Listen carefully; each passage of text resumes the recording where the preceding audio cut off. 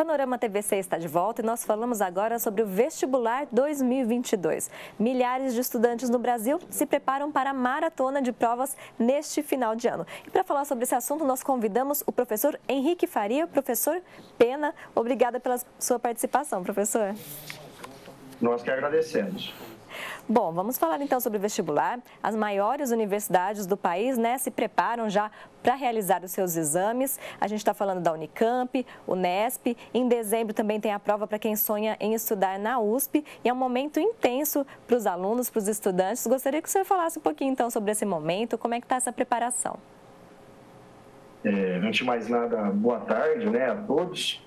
É importante que os alunos, nessa caminhada, que esse ano, diferentemente dos anos anteriores, que muitos alunos tiveram ensino híbrido, a maioria dos alunos este ano puderam ter um ensino presencial e se prepararam. Como você mesmo disse, essa semana, este final de semana, no domingo, podemos dizer que nós temos uma abertura dessa maratona de vestibulares com a Unicamp, nessa primeira fase. No próximo final de semana, o Enem. Muitos alunos prestam do Unesp, FUVEST, que aí vem numa sequência, E é importante que o aluno, nesse exato momento, ele compreenda o que ele já fez de positivo. E, com certeza, o vestibular ele é um processo que envolve todo o ensino fundamental e o ensino médio. Então, é uma caminhada já de 8 ou, para alguns, 10 anos, Mas que ele compreenda que, nesse exato momento, ele possa estar tranquilo para realizar essa maratona aí de provas. Então, não é a hora de correr atrás de estudar o que não sabe ainda, Como que o estudante deve agir nesse momento? Fazer uma revisão de tudo que ele aprendeu, das matérias mais importantes, ou é o momento de relaxar? O aluno que se sentir tranquilo, ele não deve tentar estudar alguma coisa aprofundada, aproveitar que os colégios, os cursinhos populares oferecem ali uma série de revisões nessas últimas semanas, e principalmente a que antecede o Enem. Então, talvez ele buscar uma aula dica, uma aula de revisão, mas não que ele priorize os estudos, porque, como eu disse, agora é o seu trabalho ao longo de um determinado tempo. Como que vocês orientam os alunos nesse momento, então, em relação à rotina de estudos? É fazer uma revisão, mas de forma mais leve, então? Sim, eu creio que o aluno ele pode, de repente, fazer uma busca, perguntar para o seu professor quais os conteúdos que mais aparecem. Só que ele entender que, exemplo, no próximo final de semana nós teremos o Enem, Linguagem de Escola de Suas Tecnologias. Então, ele focar nos conteúdos das áreas de humanas, nas áreas de língua portuguesa, deixar as exatas e a ciência da natureza para a próxima semana, por exemplo.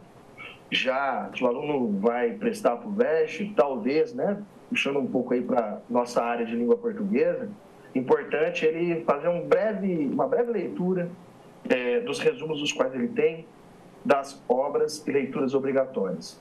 Então, depende muito de uma relação de estratégia. O aluno ele precisa ter uma estratégia, visto que ele vai prestar diversos vestibulares. Cada vestibular tem uma particularidade, uma individualidade, e que ele reconheça que é uma estratégia diferente para cada uma dessas provas das quais ele fará. Ele tem que conhecer bem, cada exame que ele vai prestar. E eu gostaria que você comentasse, teve alguma mudança no conteúdo das provas nos últimos anos, Quais são as habilidades que são exigidas dos alunos? Nós temos que dividir o Enem, que sem dúvida é um processo de seleção que nos últimos anos, infelizmente, tem sido deixado de lado por alguns órgãos governamentais, porém de seriedade, porque ele foi concretizado há anos, e o Enem ele tem essa particularidade que ele, sem dúvida, é a forma de acesso a diversos estudantes do país todo para várias universidades. Então, o Enem, ele é uma prova menos conceitual, para a parte de linguagens, códigos, tecnologias, que é a primeira semana muito mais interpretativa, então que ele pode redobrar a sua atenção, juntamente com, né, a prova de redação, em que o aluno precisa entender que o Enem ele coloca uma situação, um problema, e que é um problema presente na sociedade, que ele possa explorar isso sempre propondo, marcando uma proposta de intervenção. E quando nós pensamos nos outros vestibulares, né, como eu disse, uma relação de estratégia.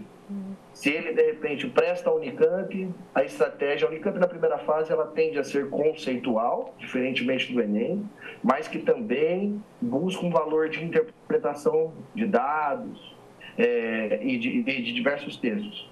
A Unicamp ela é muito honesta para com o aluno, tanto da rede privada quanto da rede pública, numa primeira fase.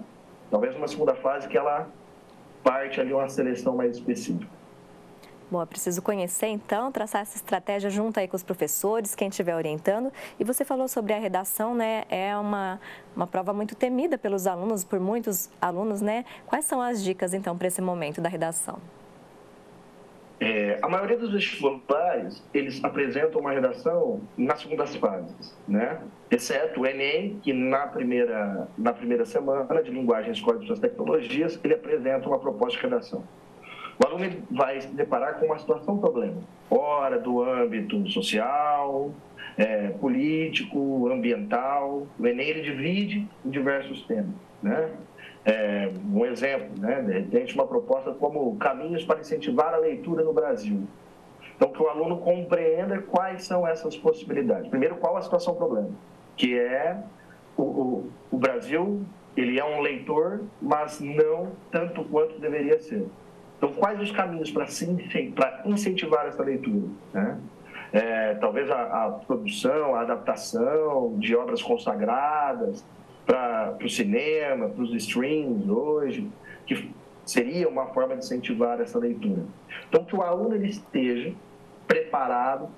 Agora ele tem que ter escrito o maior número de textos sobre diversos temas, que ele tenha já um estilo próprio. Assim como os grandes autores possuem estilos, os alunos também são escritores, nós somos escritores. Então, que ele possa ter isso bem sólido, que é a questão do estilo individual dele, e que, independente do tema, ele lembre-se de que é preciso posicionar-se perante aquele tema. E vocês acabam trabalhando alguns temas mais atuais em sala de aula? Dá para fazer uma previsão aí do que pode cair? Nesse exato momento, né, assim, é difícil pensar no que cair, né, assim, chutar algo, né, às vezes os professores acabam tendo essa, e o aluno também, né, ele pede, né, muito mais o aluno, fala, nossa, o que será que pode cair?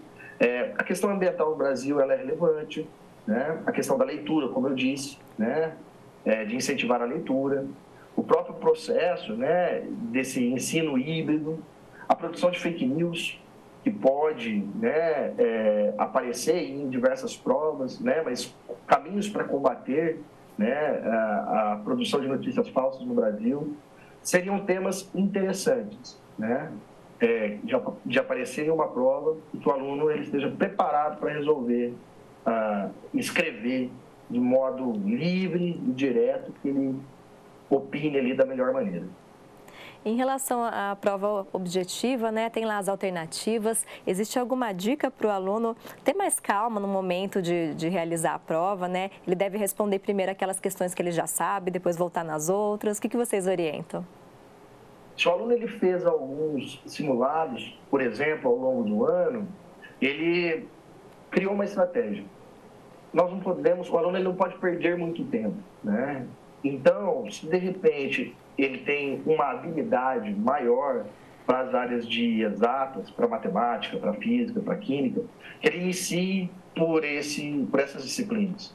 Porém, se ele perceber que ele está demorando muito na hora de responder essa questão, que ele passe para uma próxima, marque para voltar, né? Na parte de linguagens, por exemplo, se eu tenho um único texto, linguagens aqui, quando eu digo, é a língua portuguesa, né?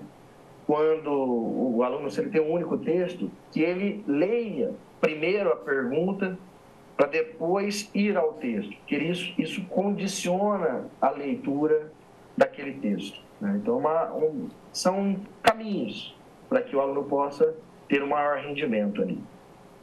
E você tinha falado na questão das linguagens, né, sobre a interpretação de texto, que é muito exigida, né, na maioria das provas, mas é uma questão também para qualquer disciplina, né? A interpretação de texto é essencial. Na verdade, a interpretação de texto falta no mundo, né? E é essencial para as áreas de exatas, né, para montar um problema ou algo do tipo, no sentido de que ele possa explorar isso e que ele pense que, independente de linguagens ou das ciências exatas, que há comandos de questões, palavras e expressões que chamam mais atenção, que ele possa anotar e evidenciar aquilo na hora de montar ali o seu raciocínio lógico, objetivo ou subjetivo para responder a questão. Tá certo, professor. E no dia da prova, então, chegou o dia tão esperado, quais são as dicas? O aluno tem que chegar no horário, né, correto? Como que ele deve se preparar para esse momento e de que forma que a família pode contribuir? A maioria dos vestibulares hoje já liberaram os acessos e locais de prova para ele, então é importante que o aluno tenha bem claro qual escola ou qual universidade ele vai fazer essa prova, né? Às vezes é um lugar que ele não conhece, então um dia antes ele fazer esse caminho, verificar horário de ônibus, de linhas de ônibus, que muitas vezes esses alunos eles vão se locomover, né, pelo transporte público, então é importante ele ter essa noção. Quando os familiares, os pais podem ali levá-los, sem dúvida também estar atento a caminhos alternativos, porque se chega muito próximo ao horário, há ali um grande fluxo de carros e veículos.